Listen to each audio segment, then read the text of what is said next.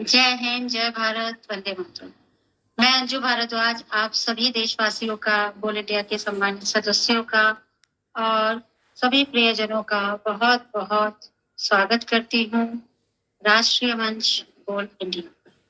और आज हम राष्ट्रीय साहित्यिक मंच के अंतर्गत पार्ट 2 श्रीमती सलोनी चावला जी आज हमारे साथ हैं। उनका भागवन पिछले शनिवार को हो चुका है और आज उनके जीवन के शेष पहलुओं के बारे में एक बार और चर्चा होगी।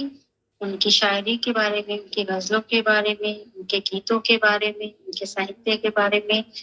वो एक बहुमुखी प्रतिभा की कला व्यक्तित्व है और किन्हीं एक थोड़े शब्दों में उनके बारे में बताना और या वही एपिसोड में उनके बारे में बताना तो लगभग नामुमकिन है, लेकिन फिर भी हम कोशिश करेंगे कि जितना आपको अवगत करा सकें हम कराएं। उनकी पुस्तकें आप कैसे ले सकते हैं और उनकी शायरिया, गजल किस तरीके से आप पढ़ सकते हैं, उनकी किताबें मंगा सकते हैं, ये सब बातें आज हम अपने इस साक्षात्कार में करेंगे। और बोल इंडिया, जिस तरीके से मैं बता दूं, पूर्णतः निःशुल्क है। यहाँ पर जितने भी इंटरव्यू होते हैं वो बिना किसी शुल्क के होते हैं, क्योंकि हम देश के लिए काम करते हैं। तो आप सीधे मुझसे मेरे संपर्क कर सकते हैं। मेरे जितने भी डायरेक्ट नंबर हैं, मेरे डायरेक्ट नंबर दिए जाते हैं यहाँ पर। आप मुझे सीधा संपर्क कर सकते हैं अपनी बात के लिए, अपनी बात रखने के लिए। यह आप सभी का मंच है, आप सभी के लिए हम कार्य कर रहे हैं। संगीत के क्षेत्र में, साहित्य के क्षेत्र में, नारी शक्ति के क्षेत्र में और धरोहर, हमारे देश की धरोहर के लिए हम काम कर रहे हैं। गीता हम प्रोग्राम करते हैं। तो हम अलग अलग क्षेत्रों में अलग अलग लोग हमसे जुड़े हुए हैं, समर्पित भाव से कार्य कर रहे हैं। आप भी आए, बोल इंडिया एक परिवार है, आप भी जुड़े। और आइए, डॉक्टर सलोनी चावला जी जो स्वास्थ्य शिक्षा में डॉक्टरेट है, पेशे से पोषण वैज्ञानिक है, शायरा है, कवियत्री, गजल गायिका है और लेखिका है और गीत बहुत सुंदर गाती हैं, बहुत सुंदर मन से गाती हैं और बोल इंडिया की सम्मानित सदस्य हैं, आ चुकी हैं हमारे स्टूडियो में। आइए, बहुत बहुत स्वागत।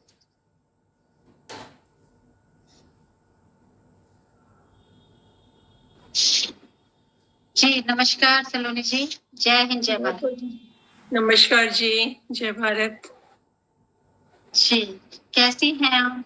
दोबारा से आपका बोल इंडिया मंच पर एक बार, राष्ट्रीय साहित्यिक मंच पर फिर से एक बार हम बहुत बहुत स्वागत करते हैं। आज हमारे दर्शक आपको सुनेंगे। पिछले वाले इंटरव्यू का आपका बहुत अच्छा रिस्पांस हमारे पास आया, काफी मेरे पास मैसेजेस आए आपके लिए और उत्सुकता है लोगों को आपको सुनने की, देखने की, आपके बारे में जानने की।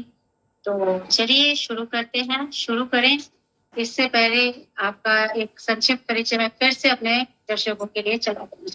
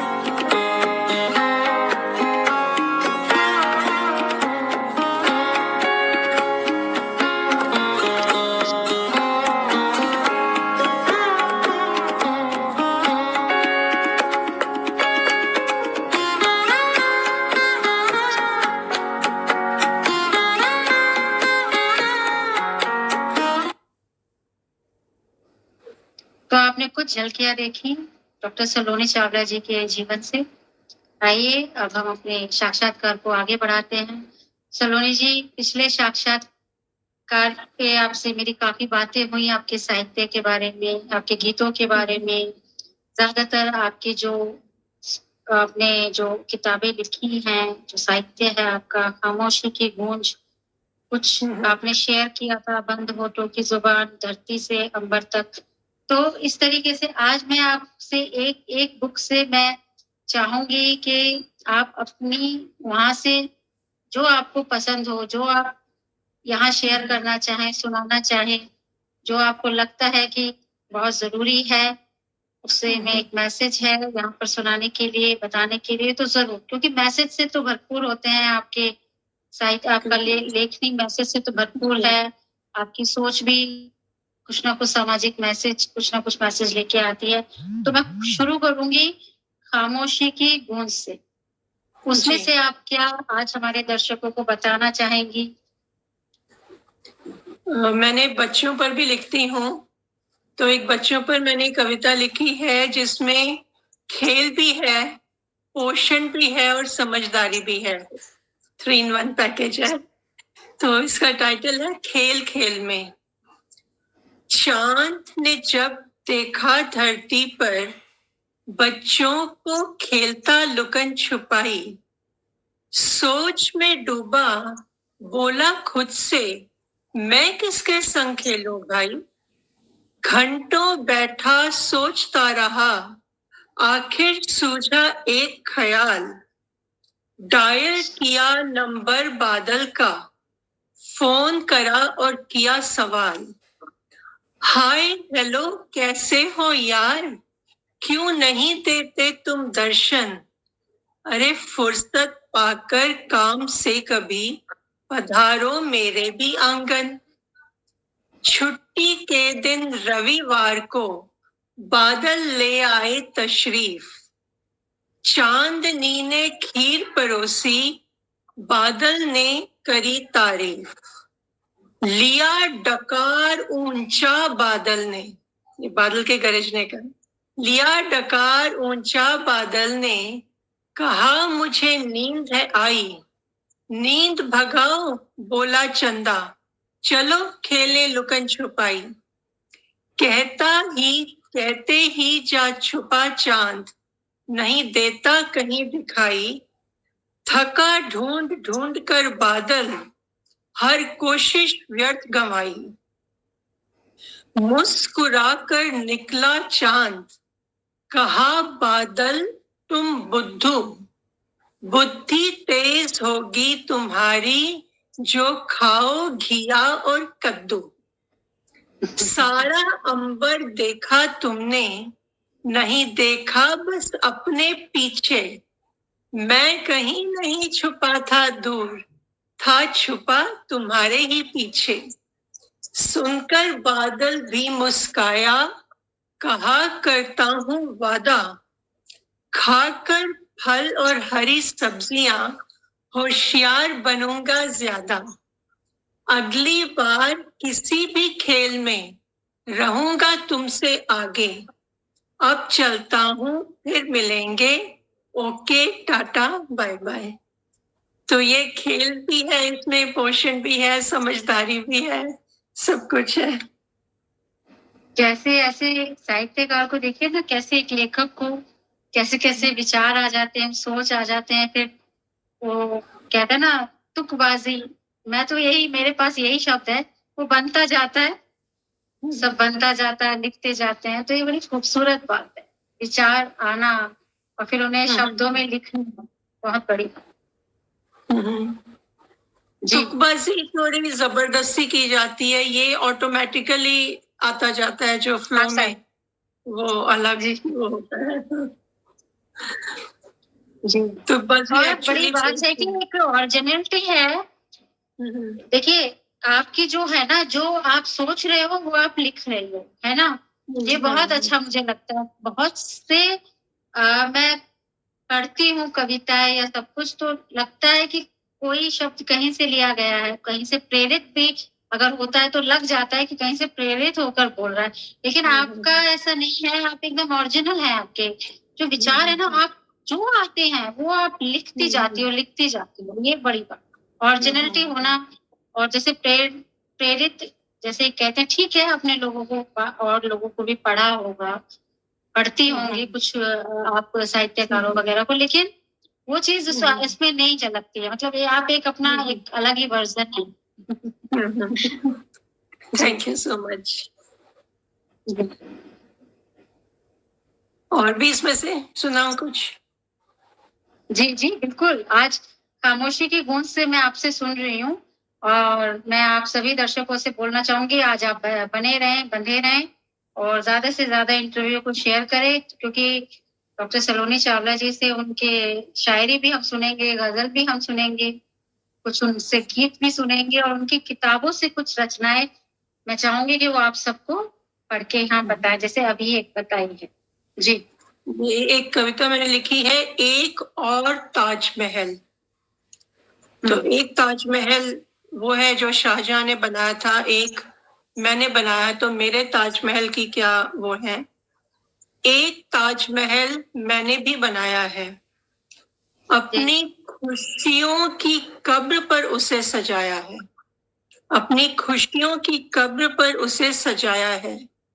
संगमरमर जैसे खूबसूरत मगर सख्त मेरे दिल के टुकड़े हजार, अपने अरमानों की जलती लौ की चमक से उन टुकड़ों को चमकाया है, फिर इन्हीं को गम से जोड़कर इनसे इमारत को खड़ा कराया है। इन टुकड़ों पर वक्त के जुल्मों की यादों की विशाल और गहरी कारीगरी, इन टुकड़ों पर वक्त के जुल्मों की यादों की विशाल और गहरी कारीगरी, गर्मी की तपती धूप में भी महल के बीचों बीच एक अजीब सी ठंडक, शायद लहराती ठंडी आहों का कमाल, प्रवेश द्वार पर सुसज्जित बहती अनंत अश्रुधार, प्रवेश द्वार पर सुसज्जित बहती अनंत अश्रुधार, दर्द की हवाओं को सहते मजबूरी के खंबे चार, चारों ओर बची खुची उम्मीद की लहकती हरियाली, जिंदा रहने को बेकरार। वो देखो, दुनिया इस ताजमहल को देखने आई है, महल का हर हिस्सा चर्चा का विषय बन गया है, सिवाय उस कब्र के जहां दबी हैं मृत खुशियां, उसमें किसी की रुचि ही नहीं है, कोई भी नहीं करता सवाल कैसे हुआ उनका अंतकाल, सब एक और ताक रहे हैं, उस विशाल कारीगरी का मजा ले रहे हैं, प्रवेश द्वार पर बहती धारा की तस्वीरें खींच रहे हैं, महल की ठंडक में आनंद महसूस कर रहे हैं। कितने बेरहम हैं ये लोग, किसी के दुख पर सुख रहे हैं भोग, आखिर कब तक चलेगा ये सिलसिला, ये कोई पर्यटक स्थल नहीं, दुनिया का पहला अजूबा नहीं, पर चलो कोई बात नहीं, ये ताजमहल तो नश्वर है, एक दिन मुरझाएगा, दुनिया की नजरों से ओझल हो जाएगा, फिर क्या करेंगे ये जगवासी, किसकी आहों से अपना दिल बहलाएंगे, या फिर ढूंढेंगे किसी और की खुशियों की कब्र पर बना एक और ताजमहल, पर्यटक स्थल बनाने के लिए, अपना दिल बहलाने के लिए। ये थी कविता। तो इसका एक मैसेज ये भी है कि एक दुखी इंसान से लोग या तो फायदा उठाते हैं या तमाशा देखते हैं या ना तो उसको झांकने की कोशिश करते हैं, मतलब ज्यादातर लोग, नहीं तो नहीं कहूंगी 100%, बट उसके दुख दूर करने की बजाय उसका तमाशा बनाना ये आजकल ज्यादा हो गया है, बजाय कि उसको उसकी वो जो दबी हुई मृत खुशियां हैं उनको वापस जिंदा करना या कुछ करना, मतलब उसके हर दर्द का कोई कोई हिस्सा पकड़ेगा, कोई हिस्सा पकड़ेगा, कोई कहीं से फायदा उठाने की कोशिश करेगा, कोई मोबाइल की तस्वीरें खींच के भेजेगा। मतलब ये एक मैसेज देने की मैंने कोशिश की है इसमें मैंने। बिल्कुल बिल्कुल बिल्कुल। कहते हैं कि किसी की अगर बराबरी ना कर पाओ तो उसकी बदनामी शुरू कर दो। ये हमारा समाज है आज के टाइमिंग में। बिल्कुल बिल्कुल आजकल के लोगों की सोच भी है। जी बिल्कुल। बहुत सुंदर आपका ये मैसेज खामोशी की गूंज से, आपकी किताब से। और मैं आपके अगली किताब पर जाना चाहूंगी, बंद होठों की जुबान, शायरी और गजल है इसमें। तो मैं चाहूंगी कि इसमें से आप कोई अपनी पसंद का या फिर चाहते हैं कि यहाँ पर बताएं। 2-3 शेर पहले पढ़ देती हूँ, फिर गजल सुनाऊंगी। नमक, ये मैंने शेर लिखा था जब मैं अपने ऑफिस से बस स्टॉप तक जा रही थी। रास्ते में कैलाश कॉलोनी, मुझे जगह भी याद है। एक्चुअली ऑफिस में 2 लड़कियों में बातचीत हो रही थी। डायरेक्टर एक के साथ बहुत अच्छे थे, एक के साथ अच्छे नहीं थे। तो जिसके साथ अच्छे थे उसने कहा, यार कुछ भी कहो, हैं तो बहुत अच्छे। तो वो चुप हो गई। तो मैं रास्ते में उसके बारे में सोच रही थी, तो मैंने उस डायरेक्टर को नमक की तरह रखा। और नमक वो है, जैसे खाने में नमक का महत्व हम सब जानते हैं। तो शेर ये था कि नमक बहुतों के लिए दिलो जान होता है। नमक बहुतों के लिए दिलो जान होता है। कोई जख्मों से भी पूछ कर देखे नमक क्या होता है। कोई जख्मों से भी पूछ कर देखे नमक क्या होता है। और एक और शेर है जुबान पर, अच्छी जुबान का एक असूल, जरूरत से ज्यादा न कांटे न फूल। अच्छी जुबान का एक असूल, जरूरत से ज्यादा न कांटे न फूल। अब जब हम गलतियां करते हैं तो हमारी आंखें खुलती जाती हैं, और जब तक आंखें पूरी तरह खुलती हैं बहुत देर हो जाती है। तो उस पे शेर है, वक्त खताओं से हमारी आंखें खोलता जाए, और जब आंख पूरी खुल जाए तो आंख मुकम्मल सो जाए। जब आंख पूरी खुल जाए तो आंख मुकम्मल सो जाए। मतलब जब तक हमारी आंखें पूरी खुलती हैं तब तक आंखें हमेशा के लिए बंद होने का वक्त आ जाता है। और 4 लाइनें मैं सुनाऊंगी कि एक कदम पर खुशियां हैं पर होती नहीं नसीब, बगल में है नदियां प्यासे को पानी नहीं नसीब, नसीब न दे इजाजत तो कोई सुख नहीं सकता भोग, प्याला छूट जाए आकर भी होठों के करीब, प्याला छूट जाए आकर भी होठों के करीब। और मैं इसमें देखिए, खुशियां कल मिलेंगी हमें, ऐसा ये भ्रम है। जो आज का पल है वो आप अच्छे से जी लीजिए, आज अच्छे से जी लीजिए। कल के भ्रम में मत रहिए, आज को बेहतर बनाइए, अच्छा बनाइए। सारी चुनौतियों का सामना करते हुए, दिनचर्या अपना कार्य करते हुए, चुनौतियों का सामना करते हुए, और अपना जीवन को जिए भी अपने परिवार के साथ, अपने प्रियजनों के साथ। यही जीवन। बिल्कुल। ये मत सोचिए कि कल के दिन सब ठीक हो जाए। इस पे भी जरूर लिखिएगा कि शायद आपने लिखा भी होगा, ऐसा नहीं सोचना चाहिए कि नहीं कल के दिन को जब सब सही हो जाएगा तो मैं अपने दिन को मनाऊंगी या कुछ करूंगी। जीवन आज का नाम है, तो आज को अच्छे से जी। मैंने इसी के ऊपर भी एक वो भी लिखी हुई है, गीत भी लिखा हुआ है, जी। कल फिर मिले ना मिले, कुछ ऐसा है, सुना दूंगी वो भी। अभी गजल सुनाते हैं। मुझे जरूर भेजिएगा आप। ये जो कविताएं और ये जो गजल शायरी लिखती हैं, तो आपकी कलम, आपकी डायरी और पेन हमेशा आपके साथ रहते हैं? नहीं, मैं एक्चुअली चलते फिरते उठते बैठते बहुत लोग मेरे से पूछते हैं कि आपकी स्टडी टेबल कहाँ है, आपका लिखने का वक्त कौन सा है, जगह कौन सी है। मेरी ना तो कोई जगह है ना कोई वक्त है।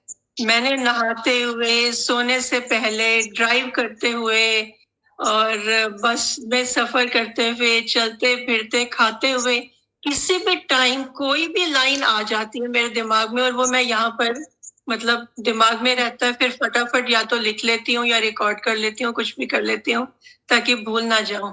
अभी भी आज पोएट्री शो से आ रही थी तो दिमाग में आ रही थी लाइंस कुछ, तो मुझे डर लग रहा था कि मैं ड्राइव कर रही हूँ, मैं मतलब दिमाग को रोक रही थी कि मैं ड्राइव तो कर सकूं, कम से कम बार बार आए जा रही है लाइंस, तो बड़ी मुश्किल हो जाती है ऐसे कभी कभी। तो कहीं भी कभी भी विचार आ रहा है तो उसको लिख लेना चाहिए, मेरे हिसाब से तो लिख लेना चाहिए। एक बिल्कुल साहित्यकार का जो उसका सच्चा मित्र होता है कलम और उसका कागज ही होता है ना। वही है। कहीं पे भी बैठे हुए कभी भी कुछ भी ख्याल आ जाता है, कहीं पर भी। अब वो था मैं एक कवि सम्मेलन में गई थी, तो जो मुख्य अतिथि थे वो बहुत देर से आए, तो जो संचालक थी उन्होंने कहा कि आइए आइए, कब से आपकी कुर्सी आपका इंतजार कर रही थी। तो ये सुनते ही मैंने मुख्य अतिथि को देखा और कुर्सी को देखने लगी। मेरे ख्याल से 3-4 सेकंड के अंदर मेरे दिमाग में एक शेर आया और मैं फटाफट माइक पे जाके बोली, बेकरार की ये कुर्सी आपकी तशरीफ पाने को, बेचारी बेजान है वरना आंसू बहा देती। तो उसी वक्त मतलब आया और मैंने बोल दिया। तो ये कभी भी कुछ भी आ जाता है मेरे दिमाग में। तो ये जो मैं गजल सुनाने जा रही हूँ, इसमें मेरे साथ भी ऐसा होता है कि मेरे पास हमेशा पेपर और पेन हमेशा होता है, लेटर पैड और पेन हमेशा होता है। कुछ भी विचार आता है, कुछ भी आता है, कुछ करने का नया कुछ आइडिया आता है या कुछ आता है कि नहीं ये इम्प्लांट करना चाहिए अपने चैनल से या इसको आगे बढ़ाना चाहिए, तो मैं तुरंत लिखती उस विचार। तो इस गजल में पहली 2 पंक्तियों का ये मेन मीनिंग है कि जिंदगी जीने के लिए एक अपने आप को पहचानना जरूरी है कि हम सही रास्ते पर जा रहे हैं या गलत पे, और दूसरा दूसरे इंसान को पहचानना जरूरी है कि वो कैसा है, हम कैसे उसके साथ डील करें। तो अगर ये दोनों चीजें हम समझ जाएं तो जिंदगी बहुत सरल हो जाती है। तो ये है, पंखों को अपना समझे न पंछी तो कैसे उड़ता जाए। पंखों को अपना समझे न पंछी तो कैसे उड़ता जाए। इंसान पहचाने इंसान को तो सब कुछ मिटता जाए, सब कुछ ही मिटता जाए। चट्टानों से टकराने पर लहरें तो टूटेंगी ही, चट्टानों से टकराने पर लहरें तो टूटेंगी ही। नादान बिखरी बूंदों का पानी दम फिर भी लगाता जाए। नादान बिखरी बूंदों का पानी दम फिर भी लगाता जाए। टूटी थी छतरी बरखा से कैसे तुमको बचा पाती। टूटी थी छतरी बरखा से कैसे तुमको बचा पाती। काबिल नहीं होती हर्ष जिसके गम में रोया जाए। काबिल नहीं होती हर्ष जिसके गम में रोया जाए। शबनम की होती यही है कहानी, गिरना या सूख जाना। शबनम की होती यही है कहानी, गिरना या सूख जाना। होते बड़े भाग्य वाले हैं जिनका हर अश्क समेटा जाए। होते बड़े भाग्य वाले हैं जिनका हर अश्क समेटा जाए। कहती है दुनिया अपाहिज उसे जो अखियों से वंचित रहा। कहती है दुनिया अपाहिज उसे जो अखियों से वंचित रहा। होते हुए नैना जो न देखे उसको कहा क्या जाए। होते हुए नैना जो न देखे उसको कहा क्या जाए। दर्द था कल भी दर्द अभी भी, दर्द होगा कल भी। दर्द था कल भी दर्द अभी भी, दर्द होगा कल भी। दर्द से ज्यादा दर्द हो जिसमें अब लफ्ज वो ढूंढा जाए। दर्द से ज्यादा दर्द हो जिसमें अब लफ्ज वो ढूंढा जाए। धक्का देकर कोई किसी को क्या गिराएगा। धोखा देकर कोई किसी को क्या गिराएगा। कोशिश करे जो ऐसी वो खुद ही नजरों में गिरता जाए। कोशिश करे जो ऐसी वो खुद ही नजरों में गिरता जाए। आंचल जमी का बरसों का प्यासा जो सावन की राह में। आंचल जमी का बरसों का प्यासा जो सावन की राह में। बूंदें जहर की भी पड़ जाए तो उनको भी पीता जाए। बूंदें जहर की भी पड़ जाए तो उनको भी पीता जाए। मेरी कब्र तो मेरे मुकद्दर ने खोद डाली है। मेरी कब्र तो मेरे मुकद्दर ने खोद डाली है। जीवन का पल पल तो केवल उसकी ओर बढ़ाता जाए। जीवन का पल पल तो केवल उसकी ओर बढ़ाता जाए। पंखों को अपना समझे न पंछी तो कैसे उड़ता जाए। इंसान पहचाने इंसान को तो क्या सब कुछ मिटता जाए।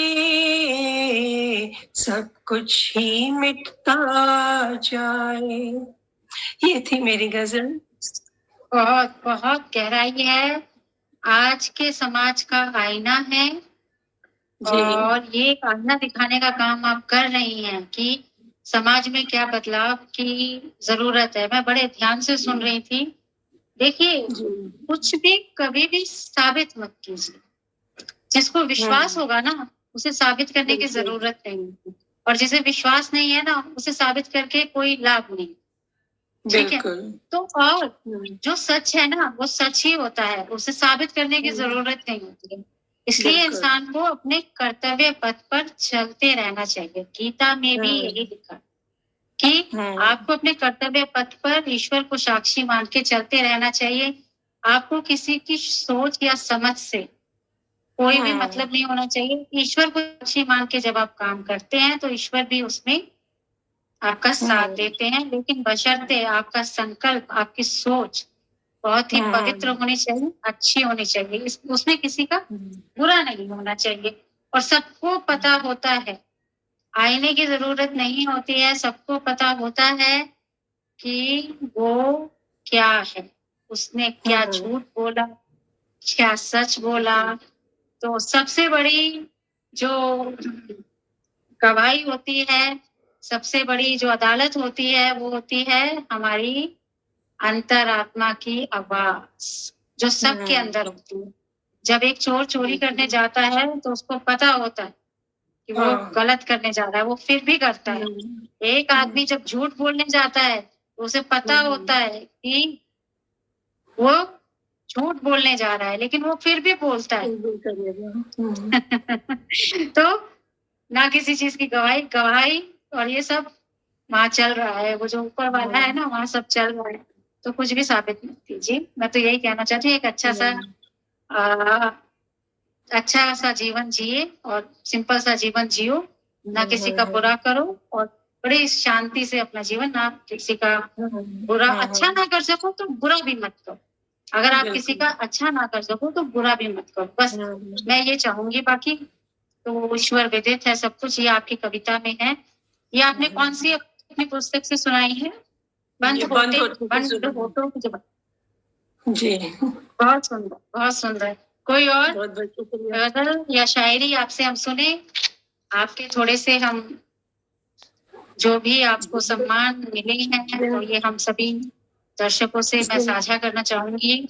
बहुत सारे लोग हमसे जुड़ चुके हैं, तो इस वीडियो के बाद मैं आप सभी के कमेंट पढ़ूंगी, फिर हम कंटिन्यू करेंगे। देखिए, आप लोग ज्यादा से ज्यादा प्रोग्राम अगर शेयर करेंगे, तो बहुत से लोग, पता नहीं कौन सा मैसेज कब किसकी या कौन से शब्द किसी की जीवन बदल दे। क्योंकि एक साहित्यकार ना समाज का आईना होता है। ठीक है।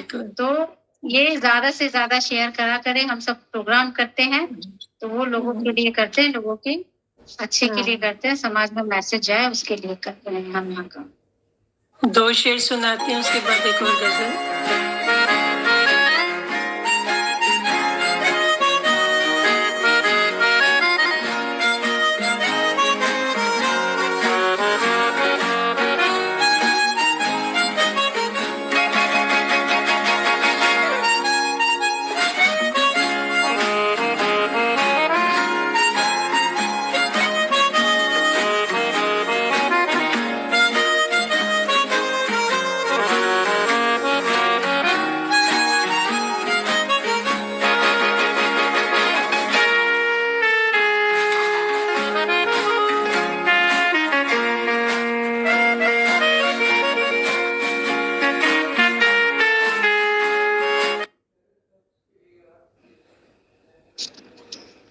ये कुछ आपकी रचनाएं थी, कुछ आपके पुरस्कार।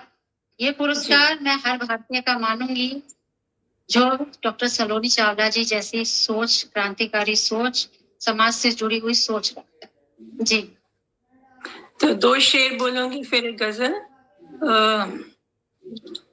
कश्ती की ख्वाहिश में कहीं तिनका ना छूट जाए, कश्ती की ख्वाहिश में कहीं तिनका ना छूट जाए, ये हमने महसूस डूब जाने के बाद किया है, ये हमने महसूस डूब जाने के बाद किया है।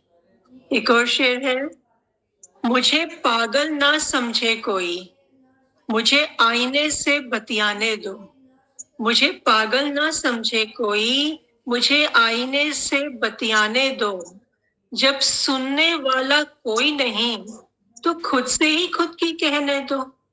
जब सुनने वाला कोई नहीं, तो खुद से ही खुद की कहने दो। तो अब मैं गजल एक और सुना रही हूँ, वो भी मैसेज वाली ही है। बहुत सारे मैसेजेस हैं इसमें भी। है मुकद्दर का इंजन जिंदगी की ये गाड़ी, लम्हा लम्हा डिब्बा डिब्बा खिंचता जाए रे। है मुकद्दर का इंजन जिंदगी की ये गाड़ी, लम्हा लम्हा डिब्बा डिब्बा खिंचता जाए रे। बड़े तजुर्बा बड़े उमरिया, बड़े वजन तकलीफों का। बड़े तजुर्बा बड़े उमरिया, बड़े वजन तकलीफों का। बस फासला अंतिम मंजिल से घटता जाए रे। फासला अंतिम मंजिल से घटता जाए रे। लम्हा लम्हा डिब्बा डिब्बा खिंचता जाए रे। निशान तेरे युगों युगों तक पढ़ेंगे जग की पीढ़ियां। निशान तेरे युगों युगों तक पढ़ेंगे जग की पीढ़ियां। कर्म तेरे वक्त पन्नों पे अपने लिखता जाए रे। कर्म तेरे वक्त पन्नों पर अपने लिखता जाए रे। लम्हा लम्हा डिब्बा डिब्बा खिंचता जाए रे। आते इल्म के बादलों की बूंद बूंद को पी ले तू।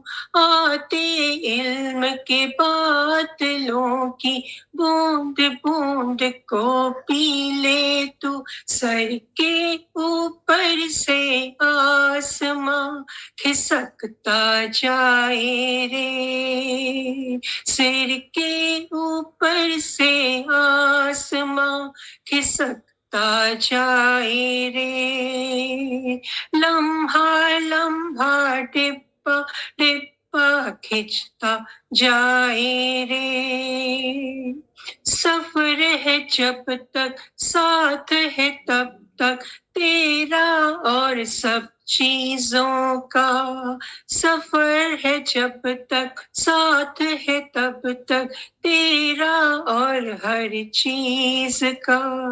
क्यों हर शय पर नाम तू अपना लिखता जाए रे। क्यों हर शय पर नाम तू अपना लिखता जाए रे।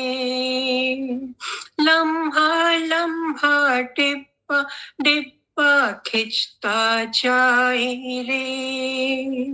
जो पहिया आज है पटरी पर कल हो ना हो मालूम नहीं। जो पहिया आज है पटरी पर कल हो ना हो मालूम नहीं। कौन सा लम्हा कब करवट बदलता जाए रे। कौन सा लम्हा कब करवट बदलता जाए रे। लम्हा लम्हा डिब्बा डिब्बा खिंचता जाए रे। मिलेगा मानव चोला कैसे अगली जीवन गाड़ी में। अगली जीवन गाड़ी अगला जन्म। मिलेगा मानव चोला कैसे अगली जीवन गाड़ी में। पापों से तेरी रूह का ओहता घटता जाए रे, पापों से तेरी रूह का ओहता गिरता जाए रे। लम्हा लम्हा डिब्बा डिब्बा खिंचता जाए रे। धुएं को जैसे इंजन दे निकाल फेंक अपने से दूर, धुएं को जैसे इंजन दे निकाल फेंक अपने से दूर। क्यों नहीं तू भी पापी सोच झटकता जाए रे, क्यों नहीं तू भी पापी सोच झटकता जाए रे। है मुकद्दर का इंजन जिंदगी की ये गाड़ी, लम्हा लम्हा डिब्बा डिब्बा खिंचता जाए रे। ये थी गजल। जिंदगी का सदुपयोग कर लीजिए, ये किसी अच्छा कार्य करने के लिए मिली है। आपके ऊपर है, लक्ष्य महान रखते हैं, ऊंचा रखते हैं, या बस खाए पी और चेकआउट। मैं तो यही कहती हूँ कि जो भी करिए अपनी अच्छा जीवन जिए, आत्मसंतुष्टि होनी चाहिए, आपकी वजह से किसी को दुख नहीं होना चाहिए। लेकिन कहते हैं ना, जीवन बड़ी मुश्किलों का वो है, मुश्किलों का युद्ध है। हाँ। तो तुम उच्चतम युद्ध चुनो, ऊंचा युद्ध चुनना चाहिए तुम्हें। तो ये अगर हमारे लिए बहुत सारे हमारे देश में शहीद हुए और बहुत सारे लोगों ने काम किया, और आजादी के बाद भी बहुत से ऐसे उदाहरण हैं। तो वो लोग अगर अपना जीवन नहीं देते, अपने हमारे लिए कार्य नहीं करते, तो आज क्या हमारा जीवन बेहतर हो पाता? हम भले ही कम कर रहे हैं या ज्यादा कर रहे हैं, इससे कोई मैटर नहीं करता है। मैटर करता है कि आप जो कर रहे हैं वो सार्थक है कि नहीं, वो कुछ मैसेज दे रहा है या नहीं, या फिर आपको संतुष्टि दे रहा है या नहीं। ये जरूरी है। ये जरूरी नहीं है कि कुछ महान काम ही करो, कुछ ऐसे काम करो या अपने जीवन भी इस तरीके से संतुष्टि से जियो कि उसमें आपको कोई गला नहीं ना रहे कि हमने ऐसा कर दिया। अंत समय कहते हैं ना, अंत समय पछताएगा जब प्राण जाएंगे छूट। अंत समय में आपके ऐसे कर्म ना करिए या किसी को ऐसे वचन ना बोलिए, अपने मन वचन से, मन से और वाणी से किसी को भी दुख नहीं पहुंचाना चाहिए। तो वो मैसेज है आपके की जिंदगी तो जा ही रही है, बीत ही रही है, तो उसको अच्छे काम करा के बिताया जाए, अच्छा अच्छे से जिया जाए। बहुत अच्छा मैसेज आपने दिया सलोनी जी। और मैं एक और आपका अचीवमेंट की वीडियो है हमारे पास, तो मैं अपने दर्शकों के लिए और चलाना चाहती हूँ। एक्चुअली 2 है, पहले मैं एक चलाऊंगी, फिर मैं दूसरा थोड़ी देर बाद चलाऊंगी। ठीक है।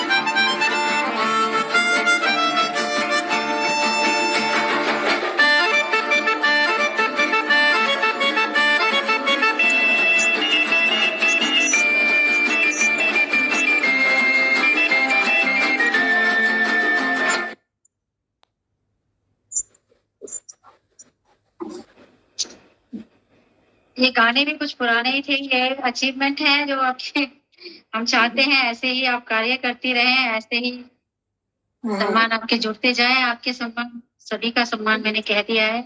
एक थैंक यू सो मच जी। साहित्यकार का जो सम्मान होता है वो सभी का सम्मान होता है, वो सभी के लिए कार्य करता है, बिल्कुल उसका जीवन सिर्फ बिल्कुल। अपने लिए नहीं होता है। तो हाँ। आगे बढ़ते हैं सलोनी जी। इससे पहले हमारे साथ यहाँ पर आ, जो कि कुछ दर्शक जुड़ चुके हैं। आवाज आ रही है आपको मेरी? साथ साथ डिस्टर्बेंस आ रही थी, हेलो। अब नहीं आ रही। हाँ हाँ जी। जी जी जी। हमारे जितने भी दर्शक यहाँ जुड़ चुके हैं पूरे देश भर से, फरीदाबाद से हमारे साथ जुड़े हुए हैं नवीन शर्मा जी। वो कह रहे हैं सलोनी जी आपका जवाब नहीं। अश्विन राजगुरु महाराज जी हमसे महाराष्ट्र से जुड़े हुए हैं। बहुत ही अच्छी प्रस्तुति की आपकी यह गजल सलोनी जी। और नवीन जी और कह रहे हैं भरत गांधी जी आप 100% सत्य बोल रहे हैं। तो भरत गांधी जी ने आपके लिए क्या बोला है? Saloni ji you are very talented, it's a pleasure listening to you. Thank you so yes, full pleasure है, हमारे लिए भी गर्व के क्षण है कि उनके साथ हमें ये सुनने को मिल रहा है, हमारे साथ हैं। और भी बहुत सारे मैसेज हैं। बहुत ही अच्छी आपकी कविता है सलोनी जी, जो अर्थ और उसकी सोच समझने वाले समझ सकते हैं। ये बहुत गहरी बात कही है अश्विन राजगुरु जी महाराज जी ने। और इप्सिता भारद्वाज जी जुड़ चुकी हैं, कह रही हैं वंडरफुल मैडम। और बहुत सारे लोग जुड़ रहे हैं, लगातार कमेंट कर रहे हैं, आ रहे हैं जी। आप लगातार शेयर करिए प्रोग्राम और देखते रहिए, एंजॉय करते रहिए। आज यहाँ सबसे खास बात है, हमारे सामने एक साहित्यकार भी नहीं बैठा हुआ, हमारे सामने एक गीतकारा बैठी हुई है, शायरा बैठी हुई है, गजल गायिका बैठी हुई है। मतलब उनके जो आप अपने सुर में जो भी आप गजल गा रही हैं या शेर गा रही हैं, मतलब उसमें जो गायकी आपके आपके सुर उसमें आप उसको सुरों में व्यक्त कर रही हैं, वो अद्भुत है। और बंध गए हैं हम लोग यहाँ पर, हमारे दर्शक भी बंध गए हैं। अब मैं आपकी अगली प्रस्तुति लेना चाहूंगी। आपकी कोई एक और किताब से आप अपने, या शायरी हो गई, गजल हो गया, कोई एक गीत मैं चाहूंगी कि अभी आप बीच में सुना दें कुछ। बिना म्यूजिक के भी आप बहुत अच्छा अभिव्यक्ति आपकी जो होती है बड़ी गजब होती है गीत के साथ साथ। तो गीत से पहले एक छोटी सी जो आपने कहा, हाँ जी, जो आपने कहा कि आज खुश रह लो, कल का पता नहीं, उसमें मैंने छोटी सी लिखी हुई है कल हो ना हो। लगा ले खुशी को गले, कल फिर मिले ना मिले, कर ले रोशन जिंदगी, कल दीप जले ना जले। हर रोशनी के बाद अंधेरा कुदरत की सच्चाई है, जला ले जिया में दिया, जाने कब शामा ढले। लंबी उम्र की सौगात तो कहाँ फूलों ने पाई है, कर ले गुले दीदार, कल वो गुल खिले ना खिले। गुजरे वक्त ने मुड़कर किसी को कब आवाज लगाई है, संभाल ले कर्मों को आज, कल वक्त मिले ना मिले। जिंदगी की राह खुदा ने तूफानों से सजाई है, हिम्मत का थाम ले हाथ, हम दर्द मिले ना मिले। संग चलते कदमों में जाने कहाँ कब लिखी किसकी जुदाई है, मिला ले कदम दो कदम, कल साथ मिले ना मिले।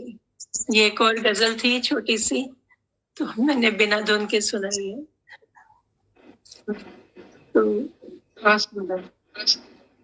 आप गीत की बात कर रहे थे, तो एक बहुत फर्क किस्म का गीत है जो मैंने लिखा है। एक्चुअली लोग कहते हैं कि मोहब्बत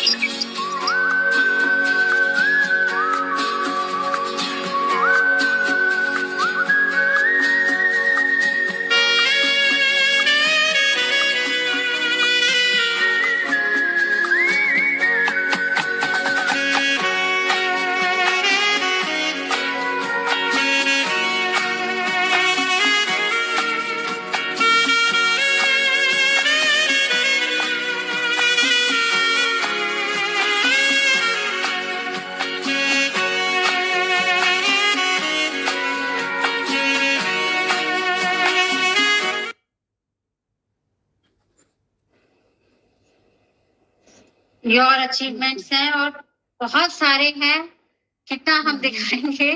तो बहुत प्यारे से हमारे भी जो ये एडिटिंग करते हैं उनको भी बहुत बहुत शुक्रिया। बड़े प्यारे प्यारे नगमे उन्होंने चुने हैं उनको दिखाने के लिए।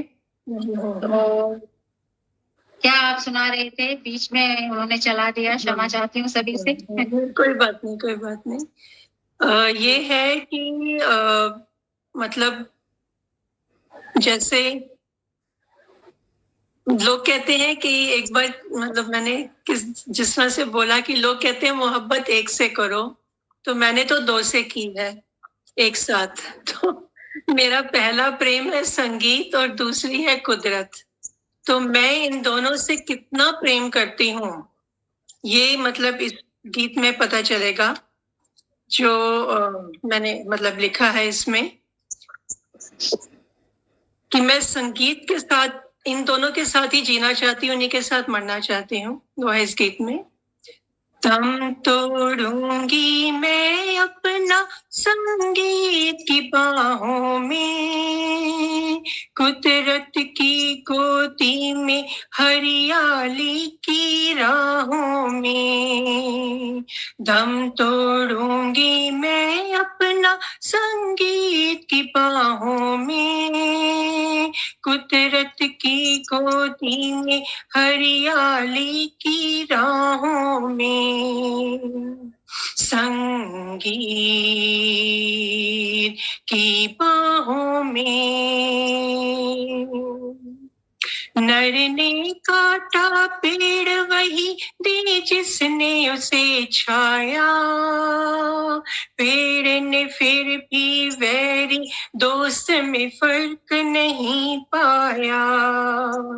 नर ने काटा पेड़ वही दे जिसने उसे छाया, पेड़ ने फिर भी वैरी दोस्त में फर्क नहीं पाया।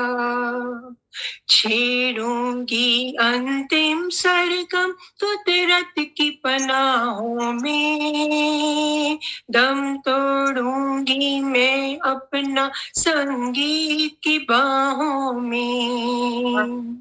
सांसों की माला के मोती एक दिन बिखरेंगे, माटी पर अपने कदमों के निशान निखरेंगे।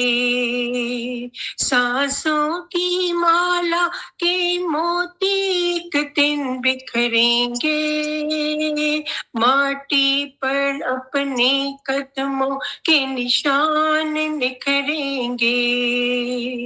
भर लूंगी बीता जीवन मैं बुझती निगाहों में, दम तोड़ूंगी मैं अपना संगीत की बाहों में। दर्द को सहने वाले दर्द से क्या घबराएंगे, सुख दुख दोनों भेंट प्रभु की सहते जाएंगे। दर्द को सहने वाले दर्द से क्या घबराएंगे, सुख दुख दोनों भेंट प्रभु की सहते जाएंगे। दुआ है ना हो किसी भी कर्म की गिनती गुनाहों में, दुआ है ना हो किसी भी कर्म की गिनती गुनाहों में। दम तोड़ूंगी मैं अपना संगीत की बाहों में, कुदरत की गोदी में हरियाली की राहों में। संगीत की बाहों में। ये मेरा गीत है, संगीत और कुदरत का प्रेम कितना मैं प्यार करती हूँ, ये मैंने बताने की कोशिश की है इसमें। अभी कुछ दिन पहले ही आपकी माता जी का निधन हुआ, जी, तो गमन हुआ उनका। उनके लिए भी आपने कुछ लिखा है, माता जी के लिए भी, हमने आपकी वॉल पर पढ़ा। तो शब्दों से जो अभिव्यक्ति दी जा सकती है, मैं नहीं समझती उससे अच्छा कुछ हो सकता है। किसी को सबसे अच्छा जो उपहार होता है देने के लिए, या तो शब्द या फिर हाँ। समय, हम्म। उससे अच्छा कुछ नहीं होता। तो मैं चाहती हूँ कि अगर आप चाहें तो यहाँ माँ के लिए कुछ बता सकती हैं, सुना सकती हैं कि माँ क्या है। कविता में सुना दूं? हाँ, बिल्कुल बिल्कुल। ये है कि माँ पर कविता क्यों नहीं लिखी जा सकती, इसके ऊपर ये कविता है कि लिखी हो कितनी ही कविताएं मैंने जिंदगी में, लिखी नहीं उस पर जो सबसे अहम है जिंदगी में। सृष्टि की रचनाओं में सर्वोत्तम अपनी माँ पर कविता लिखना है नामुमकिन जिंदगी में। अब क्यों नामुमकिन है? ममता के रंग वाली स्याही ढूंढूं किस जहां, ममता के रंग वाली स्याही ढूंढूं किस जहां, इंद्रधनुष में भी वो रंग न देखा जिंदगी में, इंद्रधनुष में भी वो रंग न देखा जिंदगी में। मिलता नहीं अल्फाज कोई जो उठा सके वो दर्द जो माँ ने सहा है अपनी पूरी जिंदगी में। तस्वीर जो हो दर्पण माँ के हर बलिदान की, कोई कलम बनाने के नाकाबिल जिंदगी में। माँ के स्पर्श में जो जन्नत का सा है एहसास, कौन सी धातु की मूर्ति देगी जिंदगी में। पूर्ण रूप माँ का सजा सकती नहीं कोई धुन, सातों स्वर मिलकर भी हैं नाकाफी जिंदगी में। माँ का प्यार शायद रब के प्यार से भी है ज्यादा, माँ के आगे हारी हर एक कला जिंदगी में। रची हो कितनी ही रचनाएं मैंने जिंदगी में, रच न पाई उस पर जो सबसे अहम है जिंदगी में, जो सबसे अहम है जिंदगी में। तो ये कविता ना करते करते मतलब इस तरह की लिखी गई है। आपके कुछ क्षण, ऐसे कुछ क्षण परिवार के साथ, ऐसे कुछ पल परिवार के साथ जो आपके लिए पूरी जिंदगी के लिए यादगार हो। कुछ ऐसे क्षण होते हैं जो कभी हम भूल नहीं पाते हैं, हमारी मेमोरी में कीड़े चलते हैं। अगर आप शेयर करना चाहें तो जरूर। आपकी वॉल पे देखा माता जी के साथ आपके बहुत प्रेम था, बहुत प्यार था, और आप लोग, हम जो भी हैं वो अपनी माँ की वजह से, माता पिता की वजह से है, मैं मानती हूँ। वही हमें आकृति देते हैं, वही हमें बनाते हैं। ऐसे कुछ पल जो आप दर्शकों से अगर साझा करना चाहें तो जरूर कर सकती हैं। पल ऑब्वियसली वैसे तो सारे ही पल माँ के साथ गुजारे हुए, माता पिता के साथ गुजारे हुए अनमोल होते हैं। बट जो जब हमें मुश्किल पड़ी, चाहे वो जॉब्स में थी, चाहे वो पढ़ाई के टाइम थी, चाहे किसी भी चीज में रिलेशनशिप इश्यूज जो भी हैं, हर वक्त माँ ने एडवाइस दी है हमें। हर वक्त मतलब एक गोद हमेशा रेडी होती थी, चाहे आप जाकर रो लो, चाहे आप जाकर कुछ भी एडवाइस लेनी हो, क्या करना है क्या नहीं करना है।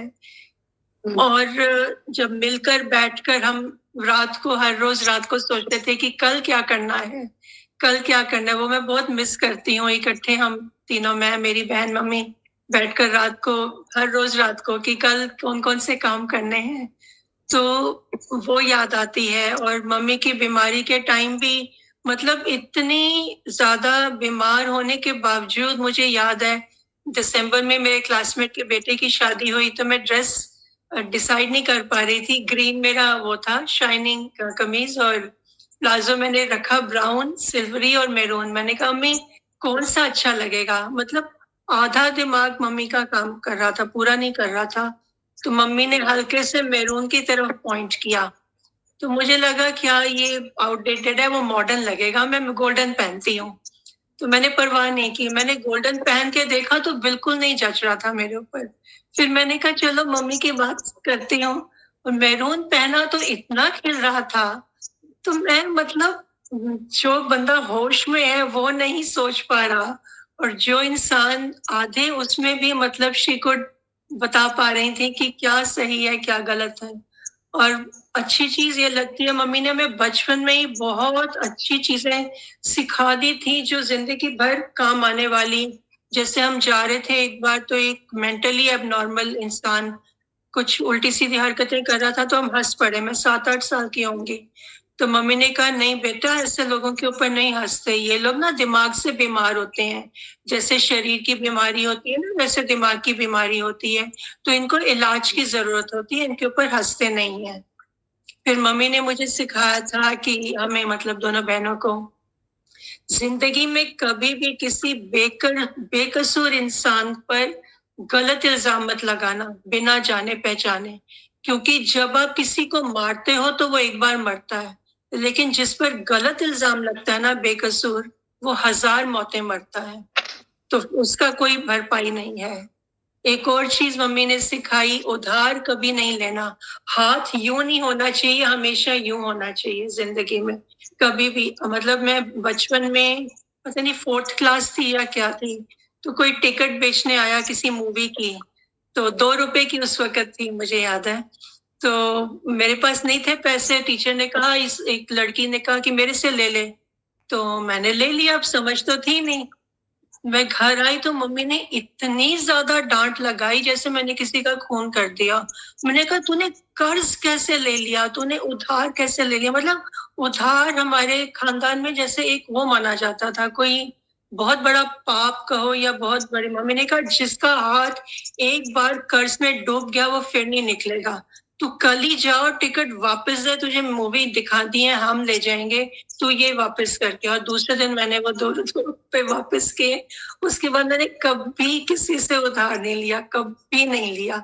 तो ये चीजें हैं छोटी छोटी छोटी ना जो संस्कार बच्चों में सिखाए जाते हैं। और मैं इससे जुड़ा एक बहुत अच्छा जोक सुनाती हूँ कि जब मैं ऑफिस में जॉब कर रही थी तो चेयरमैन ने मुझे कहा एक क्योंकि मेरा एरिया भी मल्टी डिसिप्लिनरी है, good parenting, value education, music, health सब कुछ होता था उसमें, न्यूट्रिशन। गुड पेरेंटिंग के ऊपर उन्होंने मुझे एक लेसन लिखने के लिए कहा। तो मेरी बॉस 6 साल बड़ी थी मुझसे, थोड़ी उसको ईर्ष्या रहती थी, तो कहने लगी कि सर आपने इसको दिया गुड पेरेंटिंग, इसकी तो शादी नहीं हुई, इसने तो किसी को पेरेंटिंग नहीं दी, ये क्या लिखेगी पेरेंटिंग के ऊपर। तो मैंने स्माइल किया और मैंने कहा सर मैम बिल्कुल ठीक कह रही हैं, मेरी शादी नहीं हुई, मैंने किसी को पेरेंटिंग नहीं दी, लेकिन मैंने पेरेंटिंग ली तो है ना अपने पेरेंट्स से। मुझे ये तो मालूम है कि कौन कौन से पेरेंटिंग की चीजें अच्छा रिजल्ट देती हैं, तो मैं तो पेरेंटिंग के ऊपर मेरे से ज्यादा अच्छा कौन लिख सकता है। तो सब लोग हंस पड़े, सबने तालियां बजाई और मेरी बॉस ने 1 हफ्ते तक मेरे से बात नहीं की। उसके बाद तो ये चीजें हैं कि मतलब यही चीजें हैं छोटी छोटी जो मैं चाहूंगी अगर मैसेज में कि सभी पेरेंट्स को बचपन से ही अपने बच्चों को ये संस्कार अगर डालें और बच्चे भी उसको अप्लाई भी करें, जिंदगी भर याद रखें, तो बहुत बहुत मतलब औरों का भी उद्धार होगा, आपका अपना उद्धार होगा, आप अपनी नजरों में ऊंचे रहेंगे। कोई और आपको वैल्यू दे या ना दे, भगवान तो आपको वैल्यू देगा कम से कम। तो आप एक अच्छे इंसान तो बन पाएंगे कम से कम, चाहे कोई वैल्यू दे या ना दे, बट देने वाले देंगे।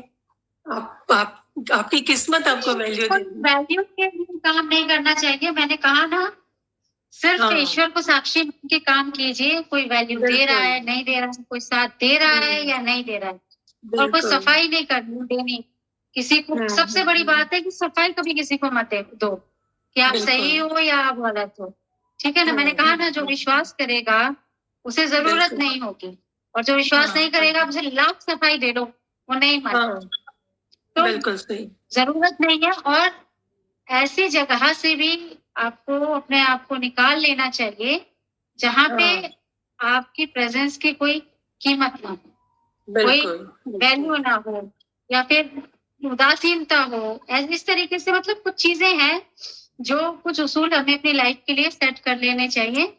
तो अगर हम सेट करके चलेंगे तो हमें ज्यादा परेशानियां नहीं होंगी। ये मैं समझती हूँ अपने आप को कि हमें कुछ चीजें अपने जीवन में ना, कुछ उसूल अपने जीवन में सेट कर, हर इंसान को कुछ ना कुछ अपने जीवन में उसूल बनाने चाहिए कि इससे आगे मेरे बर्दाश्त की हद नहीं है, या फिर बिल्कुल। इससे ज्यादा मैं सहन नहीं कर सकता, या इतना होने तक मैं माफ कर सकता हूँ, उससे ज्यादा मैं माफ भी नहीं कर सकता या कर सकती। तो कुछ लिमिटेशंस, कुछ उसूल हर इंसान को अपने जीवन में बनाने चाहिए। ये नहीं कि कोई भी परिस्थिति है तो आप उनसे समझौता करे जा रहे हैं एक तरफा। देखिए, चार पहियों पे गाड़ी चलती है ना, दो पहियों पे बैलगाड़ी कहते हैं ना, तो एक पहिए पे तो कभी गाड़ी भी नहीं चलती है, तो रिश्ते कैसे चल जाएंगे? वो रिश्ता चाहे कोई भी हो, चाहे आपकी माँ हो, चाहे प्रेमी हो, चाहे दोस्त हो, दोस्ती कितना खूबसूरत रिश्ता है। खैर, पूछना चाहूंगी, आपके कुछ दोस्तों के लिए क्या मैसेज देना चाहेंगे इस स्टेज से? आपके दोस्त भी आपको सुनेंगे। उनका कितना कॉन्ट्रीब्यूशन रहा आपकी लाइफ में? एक्चुअली बहुत से लोग दोस्ती का मतलब ही नहीं समझते हैं। हाँ, उनके लिए बस साथ घूमना। कुछ लोग, अब मुझे कई लोगों के फोन आते हैं, मैडम दोस्ती करनी है, दोस्ती करोगे? अरे दोस्ती करोगे क्या मतलब? दोस्ती करोगे, मेरे पास टाइम नहीं है दोस्ती करने का, मैं तो मना कर देती हूँ। बट वैसे अदरवाइज दोस्त वो होता है जो सबसे पहले गुड लिसनर हो। कई लोग कहते हैं वैसे जैसे बस मैंने जो कह दिया वही करो, तुमने उसकी बात सुनी ही नहीं। दोस्त वो है जो putting yourself in other person shoes जिसे कहते हैं, कि अपने आप को उसकी जगह रखकर पहले उसे समझो, उसकी तकलीफ है या उसके विचार हैं या जो भी उसका परसेप्शंस है उसको समझो, उसकी कदर करो। Mutual respect, mutual understanding. जरूरी नहीं है कि आप दोनों के एक जैसे ही हॉबीज हों। एक को अगर हॉर्स राइडिंग पसंद है, दूसरे को म्यूजिक पसंद है, वो उसके साथ हॉर्स राइडिंग में जाए, वो उसके साथ म्यूजिक में जाए। अच्छा, वो भी नहीं कर सकते तो इतनी अंडरस्टैंडिंग है, चलो आप वो करो, हम ये करेंगे ना, हम आपके उसमें दखल देंगे। मतलब हम आपको मना नहीं करेंगे वो करने के लिए, उसे स्पेस दो, पूरी अंडरस्टैंडिंग भी रहो। जब अब लोग कहते हैं कि अगर दोस्ती आजमानी हो ना तो पैसे की वो कर लो, कि अगर कोई इंसान पैसे दे देता है तो इसका मतलब वो अच्छा दोस्त है। ऐसा नहीं होता है, क्योंकि पैसा एक ऐसी चीज है जो अच्छे खासे रिश्तों को भी खत्म कर देता है। उसमें एक्सपेक्टेशन आ जाती हैं। आपने दिया किसी को, आपके अगर उसने नहीं दिया, आपके मन में आएगा उसे नहीं दिया। जिसको अगर नहीं दिया तो उसको लगेगा क्यों नहीं दिया। अब हो सकता है आपकी सचमुच की मजबूरी हो ना देने की, लेकिन दोस्त समझेगा कि हाँ जी ये दोस्त है फिर भी नहीं दिया। तो पैसे को एक, ये कोई इंडिकेटर नहीं है अच्छी दोस्ती का। अच्छी दोस्ती होती है जहां आपके विचार एक दूसरे के साथ मिल जाए, अंडरस्टैंडिंग हो जाए, आप जरूरत के वक्त काम आ सको। जरूरी नहीं कि फाइनेंशियली, सिर्फ यही कह दो कि हाँ मैं हूं ना, कोई और समझे ना समझे मैं समझ रहा हूँ, खाली एक हिम्मत भी दे दो, उसके साथ खड़े भी रहो, वही काफी है। वही अच्छा दोस्त आप कह सकते हो उसको। सबसे पहले गुड लिसनर, गुड अंडरस्टैंडिंग, मेरे हिसाब से यही वो है दोस्ती का परसेप्शन। बिल्कुल बिल्कुल यही होता है, लेकिन जहां पर कुछ लोग होते हैं कि जो सुनते भी हैं, अपना समय भी देते हैं, लेकिन ज्यादातर अब रिश्तों में ना स्वार्थ आ गया है, हाँ, चालाकियां आ गई हैं। चालाकियां समझते हैं ना, इंसान समझता है कि उसकी चालाकियां अगला नहीं समझ रहा, लेकिन समझ जाता है। एक हाई हाई जो कहते हैं ना, जिसका सिक्स सेंस होता है, हाई सिक्स सेंस इंसान, हाई वो इंसान समझ जाता है कि क्या है क्या बिल्कुल। नहीं, जिसने जीवन में बहुत कुछ देखा होता है, लेकिन वो समझ के भी कुछ कह नहीं पाता है। साथ होना और साथ होने का दिखावा करना, ये 2 अलग-अलग बिल्कुल। चीज़ें। तो बिल्कुल। ये इसमें डिफरेंस करना सीखिए। मैं इसी से कहती हूँ। और सबसे अच्छी जो आपके फ्रेंड हैं, वो किताबें हैं। मेरे पिताजी बोलते थे कि सबसे अच्छे आपका बिल्कुल। दोस्त कौन होता है? आपकी किताबें।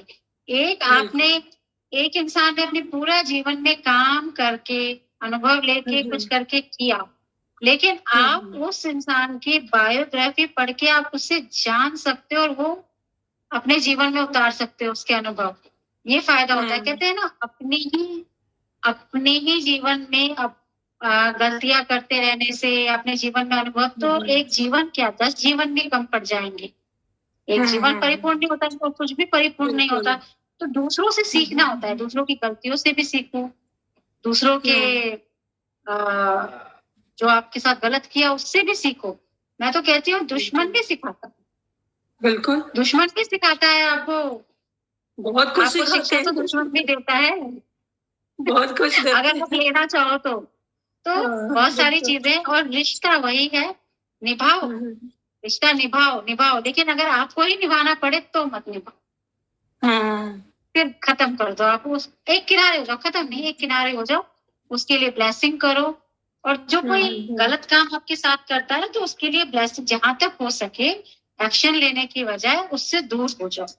वो ज्यादा अच्छा है ना, आपकी एनर्जी बर्बाद होगी ना कुछ। खैर, ये बातें दूसरी तरफ सबसे चली गई। अच्छा दोस्त, 2-4 सबसे चीजें। अच्छा दोस्त वो भी है जो आपकी खुशी से खुश हो। अगर आपकी खुशी Yes, से वो जलने लग जाए तो वो दोस्त नहीं है। दोस्त भी नहीं है, वो अपना की नहीं है। बिल्कुल नहीं। अपने कहते हैं ना, खून के रिश्ते और ये सब कुछ नहीं होता है। आपका बिल्कुल। अपना वही है जो आपकी फिक्र करता है, जो आपके साथ है, वही आप बिल्कुल। अपना है। तो खैर, आगे बढ़ते हैं। मैं कुछ और भी, अगर एक गजल आपने इतनी प्यारी से सुनाई थी अपने सुरों के साथ, तो अगर एक और गजल आप सुनाना चाहें तो मैं सुनना चाहूंगी। हमारे दर्शक सुनना चाहेंगे यहाँ पर। गजल या गीत? लगातार गजल जुड़े या हुए हैं, गीत? लगातार मैसेज कर रहे हैं। गजल या गीत क्या सुनना है? गजल भी सुना दीजिए, उसके बाद गीत भी। मेरा तो, मैं चाहती हूँ कि पिछले एपिसोड में कुछ ज्यादा कवर नहीं हो पाया, इस एपिसोड में मैं जितना कवर कर पाऊँ, जितना आपको सुन पाऊँ, क्योंकि आप की एक तो पहचान है नहीं, बहुत सारी हैं। गजल भी है, गीत भी है, शेर भी है, शायरी भी है, तो बहुत कुछ है। तो मैं चाहती हूँ हमारे दर्शक सभी जुड़े और जुड़े हुए हैं, सुन रहे हैं। मैं चाहती हूँ सभी कुछ सुनने को मिले आपका। अभी मैंने गीत सामने निकाला हुआ है तो वही सुना देती हूँ, फिर गजल सुना हाँ, देती हूँ। जरूर जरूर जरूर। तो ये बादल और बरसात के ऊपर है। कर लो बातें मुझसे बादल, गले लगा लो हवाओं चंचल, बूंदों डालो मुझ पर अपना भीगा आंचल, कर लो बातें मुझसे बादल, उठने लगी है मन में ये कैसी लहरें, अंबर से मेरे जुड़ने लगे रिश्ते गहरे, रिश्तों का ही अफसाना है कुदरत का महल, कर लो बातें मुझसे बादल, बिजली नभ पर चमक चमक के दे पहरा, धरती के चेहरे पर बूंदों का सहरा, रुत ऐसी में कितने ही आशिक होते हैं घायल, कर लो बातें मुझसे बादल, पत्ते झूमे जैसे कोई जुल्फ हसीन, बूंदे मिलकर चूम रही है आज जमीन, ते झूमे जैसे कोई जुल्फ हसी, मेघामृत से धन्य हुई है आज जमीन। कर ले कैद ये सुंदर पल किसी शायर की गजल, कर लो बातें मुझसे बादल, गले लगा लो हवाओं चंचल, बूंदों डालो मुझ पर अपना भीगा आंचल, कर लो बातें मुझसे बादल, गले लगा लो हवाओं चंचल। वाह, ये था मेरा बरसात के ऊपर गीत। और जी जी, बहुत सुंदर। और कुछ शेर सुन लिए जाए आपकी तरफ से? बहुत सुंदर जी। लिखती हैं आप। अच्छा, ये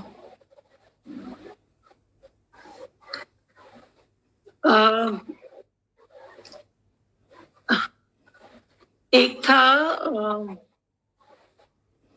मैं जो सबसे पहला लिखा था अपना, ये सिर्फ काल्पनिक है, इसमें कुछ सच्चाई नहीं है। बड़ी अजीब ये हकीकत थी, मैं इतनी पागल हुई गनीमत थी, खोई ऐसी कि मालूम ही न चला कि जिसे चाहा वो किसी और की अमानत थी। तो एक ये है, हम लोग सब लोग बिंदी लगाते हैं माथे को सजाने के लिए। मत सोचो ये बिंदिया हर माथे की सजावट है। मत सोचो ये बिंदिया हर माथे की सजावट है, किसी सूने माथे को छुपाने का बहाना भी हो सकती है, किसी सूने माथे को छुपाने का बहाना भी हो सकती है।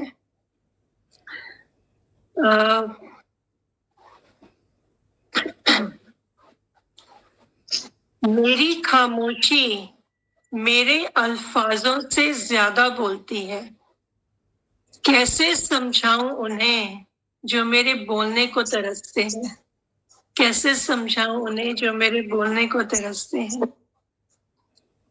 ये कहते हैं होठ मेरे, मैं शिकवा करूं या शुक्रिया करूं इन आंसुओं का। ये कहते हैं होठ मेरे, मैं शिकवा करूं या शुक्रिया करूं इन आंसुओं का। जब भी ये मेरे करीब आते हैं, मुझे एक नए नगमे से तराश जाते हैं। जब भी ये मेरे करीब आते हैं, मुझे एक नए नगमे से तराश जाते हैं।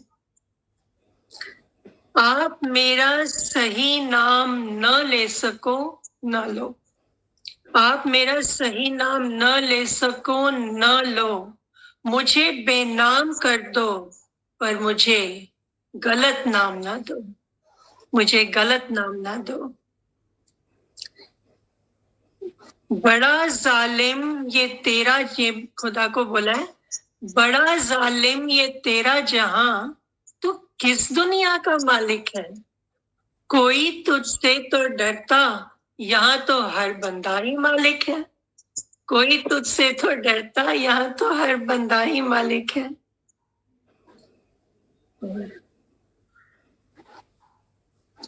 काश जो होते वक्त के बीज, तो लम्हे उगा लेते हम, और जो लम्हे होते खराब, वो जड़ से हटा देते हम।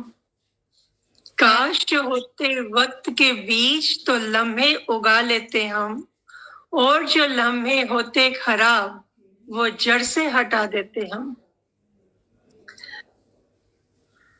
मुरझा गया जो फूल फिर खिलता नहीं, गया गुजर जो वक्त लौट आता नहीं।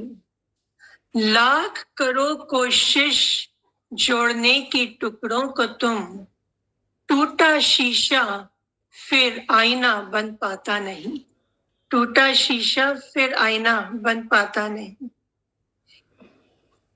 महकने की आरज़ू हर गुल में थी, महकने की आरज़ू हर गुल में थी। कोई मंदिर की मूर्तियों पर महके, कुछ अर्थियों पर, कुछ मंदिर की मूर्तियों पर महके, कुछ अर्थियों पर। जिंदगी ने हमें इतने गम दिए, गम की ऐसी आदत डाली कि दुख तो बर्दाश्त हो जाता है, खुशी मिले तो तबीयत खराब हो जाती है, खुशी मिले तो तबीयत खराब हो जाती है। मेरा ये एक रोमांटिक शेर है। मेरा वजूद, मेरी जिंदगी, मेरा सब कुछ सिर्फ तुम्हारा है। तुम करो आबाद या बर्बाद इसे, ये हक भी सिर्फ तुम्हारा है। अब ये जैसे ब्रेकअप्स हो जाते हैं या कुछ लोग दूर चले जाते हैं, उस पर मैं लिखा था, जो गुल हमें थे प्यारे वो दूर हुए तो क्या, जो गुल हमें थे प्यारे वो दूर हुए तो क्या, जिन गुलों को हम हैं प्यारे वही करीब भले, जिन गुलों को हम हैं प्यारे वही करीब भले। एक गुलाब के कांटों ने हमें ऐसा जख्मी किया कि हम कांटों से ज्यादा गुलाब से डरने लग गए, हम कांटों से ज्यादा गुलाब से डरने लग गए। जाने कौन कब घावों पर नमक छिड़कता जाए, अच्छा हो जो घाव किसी को दिखने ही ना पाए। जाने कौन कब घावों पर नमक छिड़कता जाए, अच्छा हो जो घाव किसी को दिखने ही ना पाए। ये मैंने दोस्ती पर लिखा था। न कर किसी से दोस्ती कि दोस्त भाग्य में नहीं, लुटा न मन बेकार में, मन एक ही है बस और नहीं, मन एक ही है बस और नहीं।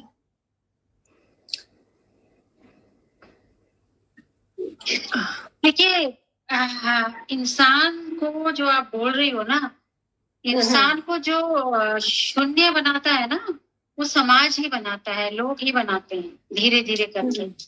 ठीक है, तो कहते हैं कि किसी का कुछ भी चुरा लो, पैसा चुरा लो, रुपया चुरा लो, ठीक है, कुछ भी ले लो, लेकिन आप कहते हैं ना, किसी से प्यार करके उसको छोड़ देना उसकी हत्या करके करने के समान होता है। बिल्कुल, उसे बिल्कुल।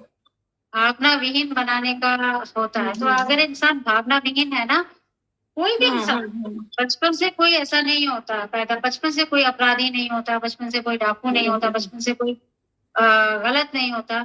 तो जब बचपन से जो जन्म होता है, जब इस सृष्टि में आता है एक बच्चा या एक आत्मा, तो वो फिर अपनी परिस्थितियों पर और उन सब चीजों से रह के, कोई बुरा हुआ, मैं तो यही कहती हूँ, कोई अगर बुरा हुआ तो समझो वो पहले कितना उसने सहा होगा इस बुरा होने के लिए, बिल्कुल, कितना अपना अच्छापन त्यागा होगा। और कोई अगर भाव विहीन हुआ तो सोचो क्यों हुआ।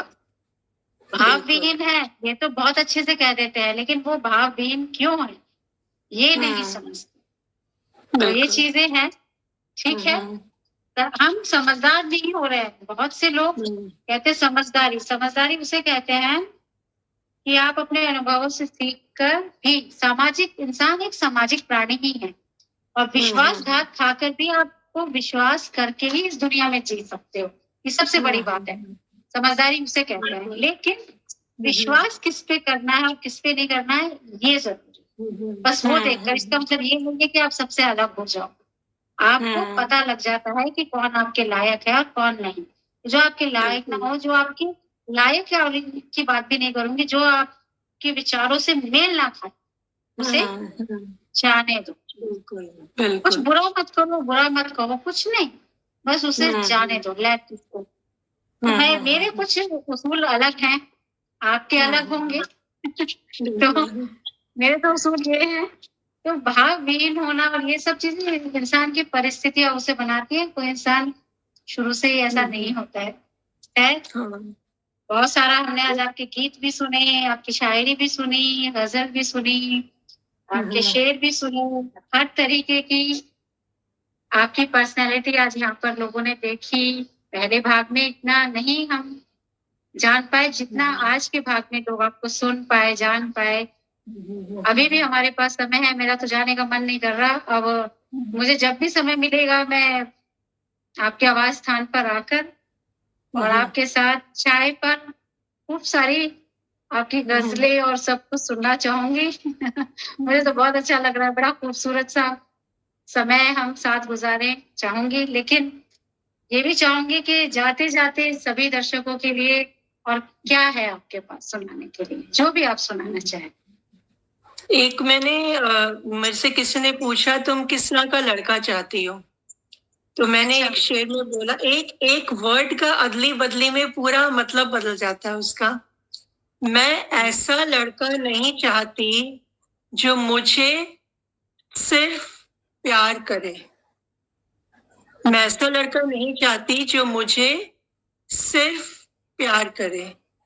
मैं ऐसा लड़का चाहती हूँ जो सिर्फ मुझे प्यार करे। इसमें मुझे सिर्फ जो है मुझे के बाद आ रहा है पहली लाइन में, और दूसरी लाइन में सिर्फ जो है मुझे से पहले आ रहा है। मैं ऐसा लड़का नहीं चाहती जो मुझे सिर्फ प्यार करे। मैं ऐसा लड़का चाहती हूँ जो सिर्फ मुझे प्यार करे। तो ये वर्ड वो करके मतलब वो हो जाता है। तो आपने गजल की डिमांड की थी, तो मैं गजल ही सुना देती हूँ। मैंने नहीं, मैं तो अपने दर्शकों के लिए कि उन्हें सुनने को मिल रहा है आपका समय। और सुनने को एक साहित्यकार, हमारा यही प्रयास है राष्ट्रीय साहित्यिक मंच से, हर साहित्यकार के विचार और उनकी सोच हमारे दर्शकों तक जाए, समाज में कुछ बदलाव हो, कुछ सोच में बदलाव हो। इसमें है कि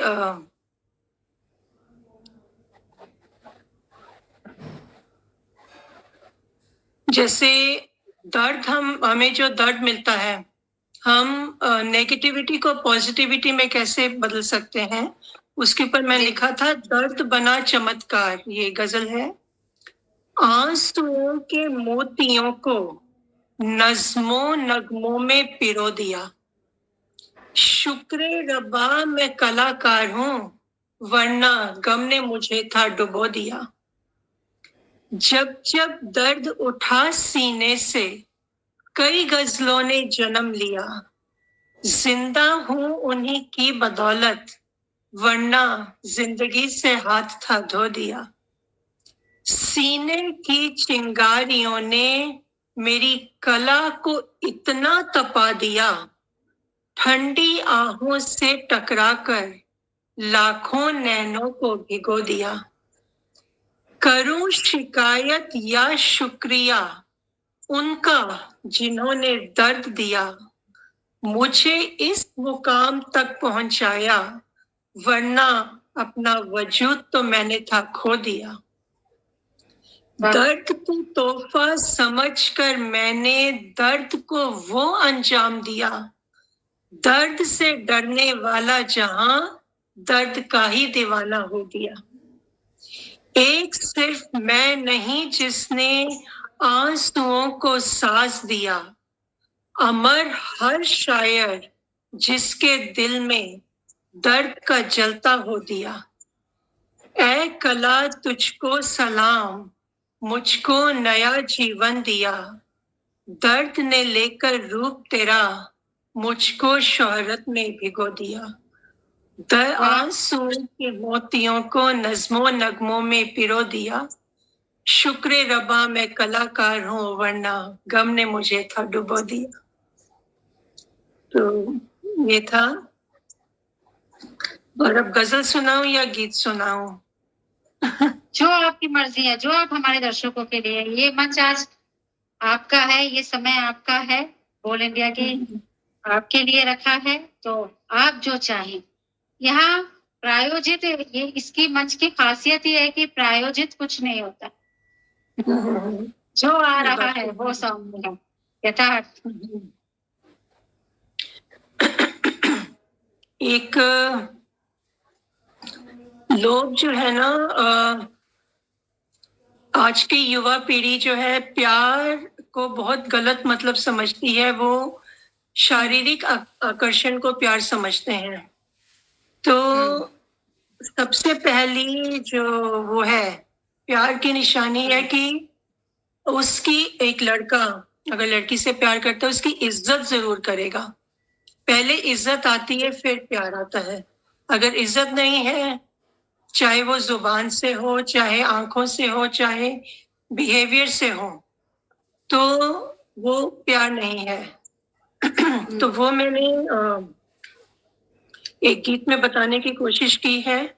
मतलब रोमांटिक सॉन्ग्स में भी मेरा मैसेज है कि ट्रू लव किसे कहते हैं, कि लड़का जो है इतना शरीफ है कि लड़की को चाहने के लिए भी उससे इजाजत मांग रहा है कि मैं आपको चाह सकूं, इसकी भी मुझे इजाजत चाहिए। गुस्ताखी माफ से स्टार्ट होता है ये। गुस्ताखी माफ, गुस्ताखी माफ, गुस्ताखी माफ। अगर तुम दो इजाजत तो तुम्हारी आंखों को हम अपना घर बना लेंगे।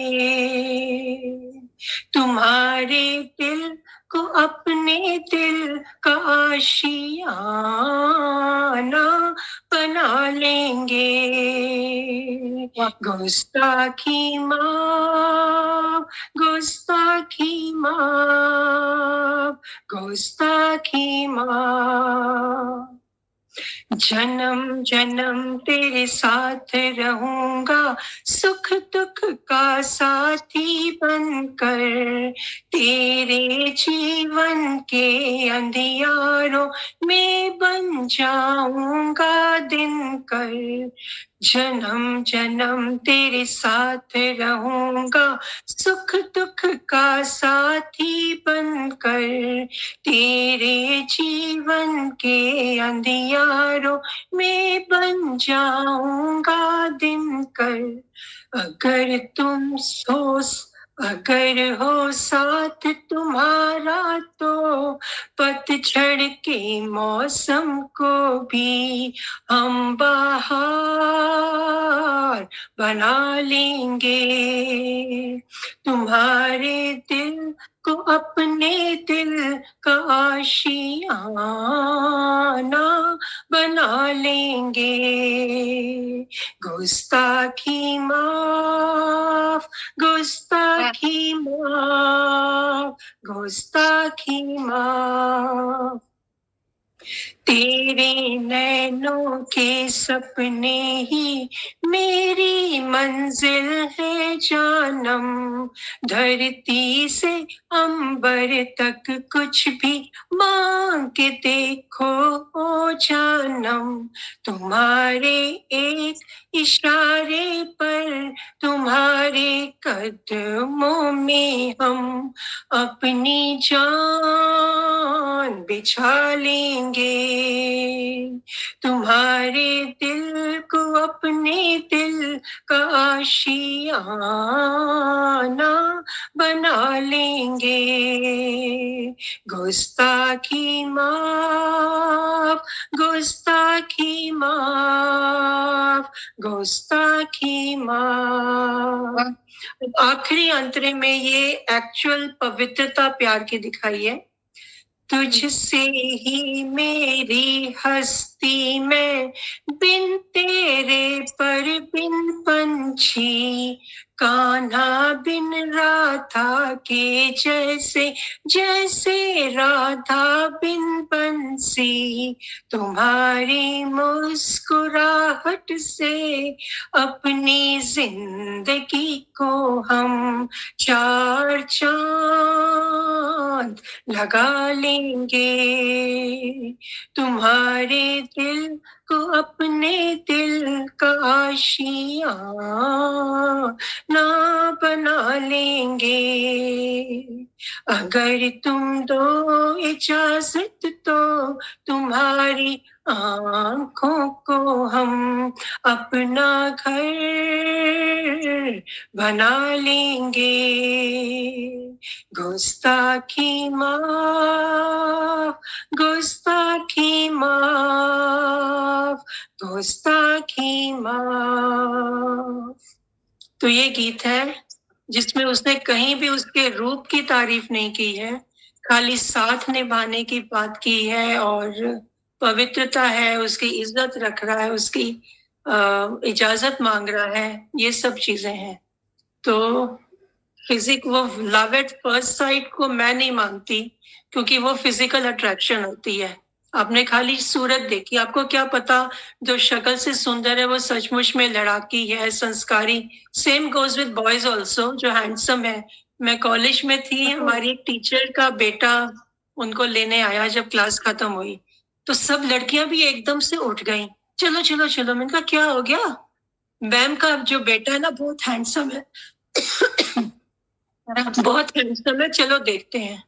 मैंने कहा तो क्या है हैंडसम है? तो करोड़ों लड़के हैं जो हैंडसम है, चलो ना, चलो देखते हैं देखते हैं। मैंने कहा मुझे नहीं जाना, तुम जाओ देखना है। मैं अकेली बैठी थी क्लास में, देखने जा रहे क्या है, मतलब हैंडसम है तो बस मर मिटोगे उसके ऊपर, या कोई सुंदर है तो मर मिटोगे। आपको क्या पता आपके उसके विचार मिलेंगे नहीं मिलेंगे, आपकी अंडरस्टैंडिंग होगी नहीं होगी, आप उसकी नेचर कैसी है, उसका चरित्र कैसा, आपको कुछ भी नहीं पता।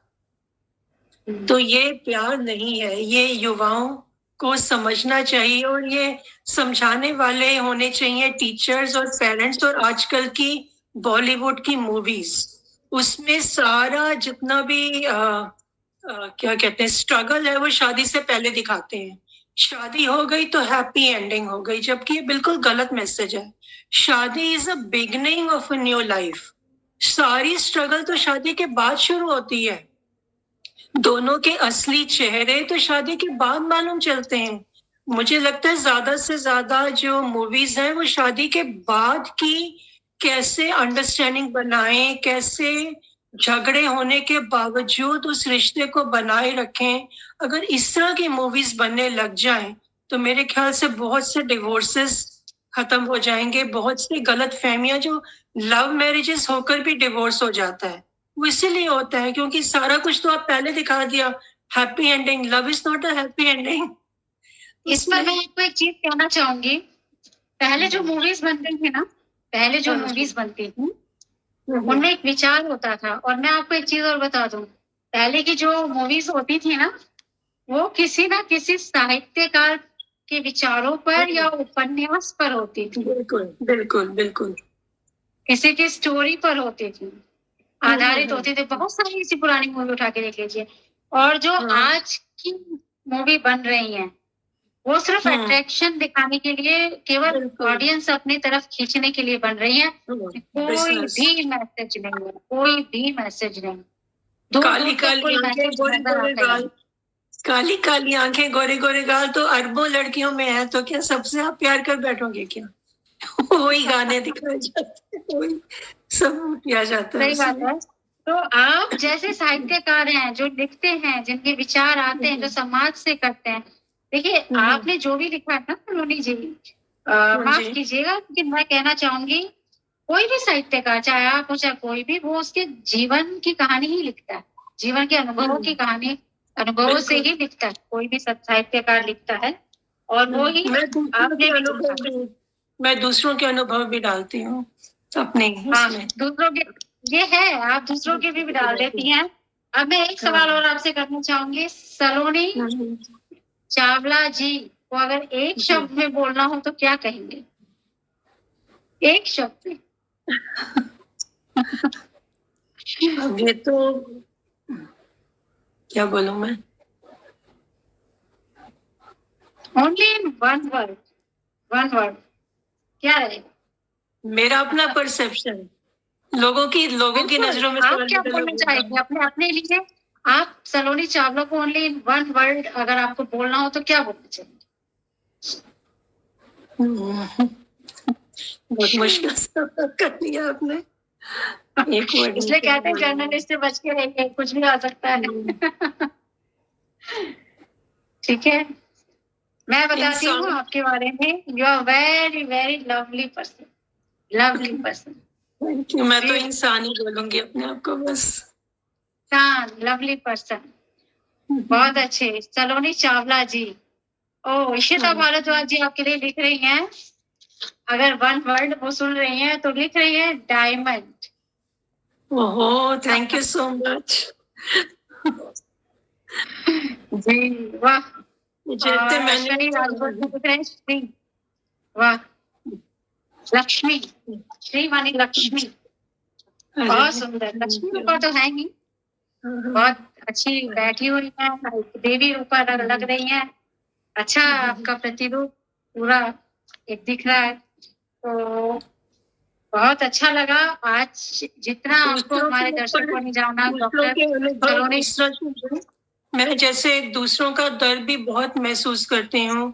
जब इंदिरा गांधी के राइट्स हुए थे तो हमारी क्लास के एक लड़का जो सरदार था, उसके पिता को जिंदा जला दिया गया था। मैं धर्म का नाम नहीं लूंगी किसने किसका, लेकिन गाड़ी में जिंदा जला दिया था। तो हम उनके घर गए थे, तो उसकी माँ को जो रोता हुआ मैंने सुना, जो वो विलाप कर रही थी, वो 1 साल तक मेरे दिमाग में गूंज रहा था। मैं घर आई, मैंने मम्मी पापा को बताया, खाना खा रहे थे, उन्होंने वहीं खाना छोड़ दिया। उस दिन रात को हमारे घर खाना नहीं बना, और रात को मैंने वो दर्द भरी मतलब वो कविता में उतारा था।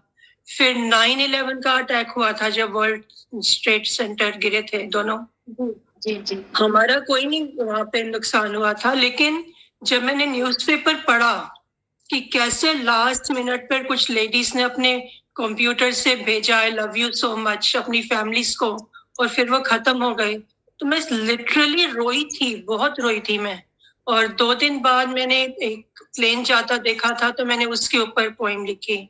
फिर मेरा एक अपना क्लासमेट, मेरे ख्याल 2 साल पहले या 1 साल पहले उत्तराखंड में एक बस गिर गई थी नीचे, सभी मतलब मारे गए थे। तो उसमें मेरे क्लासमेट का, स्कूल क्लासमेट का 26 साल का लड़का खत्म हो गया था, जिसके लिए वो लड़की देख रहे थे।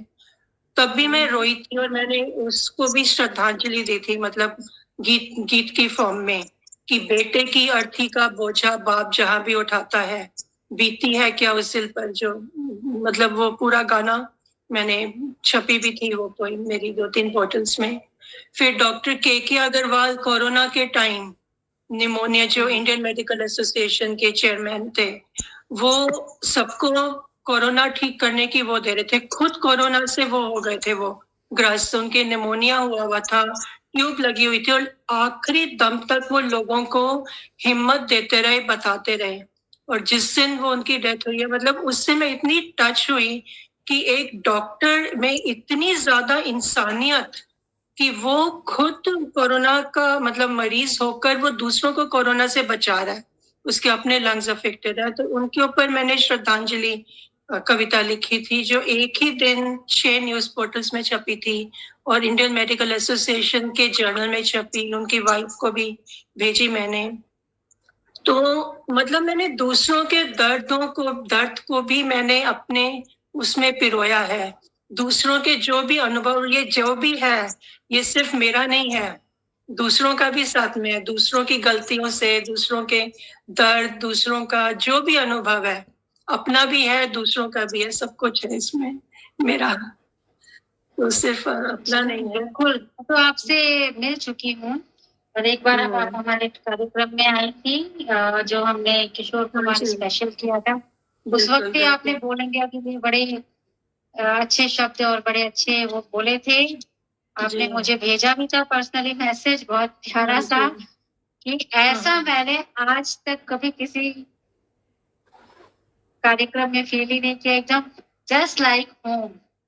तो बोलेंगे घर ही है, परिवार ही है, और ये घर होम ही है। इसमें सब सदस्य इस घर के, एक पूरा देश मेरा घर है, और हम सब लोग अब परिवार ही हैं। तो वैसा ही फील भी होना चाहिए। यहाँ ना कोई बड़ा, ना कोई छोटा, ना कोई वीआईपी, कुछ ऐसा कल्चर है ही नहीं। सब समान है। जो एक को मिलता है वही दूसरे के लिए भी है। तो ये है, तो सबका बराबरी का मंच है इस मंच पर आकर, क्योंकि ये देश का मंच है, राष्ट्र का मंच है। आप आई, आज आपसे रूबरू हुए और बहुत बहुत अच्छा, मुझे तो एक बहुत अच्छा मतलब एक अच्छा, मैं आपके साथ बता नहीं सकती आज के अनुभव, बहुत अद्भुत। और ये बोल इंडिया की तरफ से एक सम्मान और आपके लिए हम आपको देते हैं, क्योंकि आप इस सम्मान ये हैं। Thank you so much. राष्ट्रीय साहित्यिक मंच साहित्यकारों के लिए वो नए साहित्यकार भी इस मंच पर स्वागत है। अगर आप चाहते हैं कि आपकी बातें, आपकी ये विचार हम समाज में दें, तो आप हमसे संपर्क कर सकते हैं। मेरे जो नंबर्स हैं यहाँ पर दिए जाते हैं, आप मुझसे डायरेक्ट संपर्क कर सकते हैं। ये नंबर यहाँ डिस्प्ले हो रहे हैं मेरे।